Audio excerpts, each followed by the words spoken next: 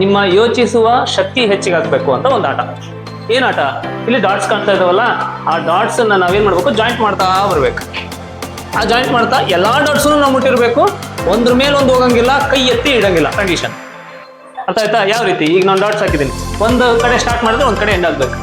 ಇಲ್ಲಿಂದ ನಾನು ಸ್ಟಾರ್ಟ್ ಮಾಡ್ತೀನಿ, 1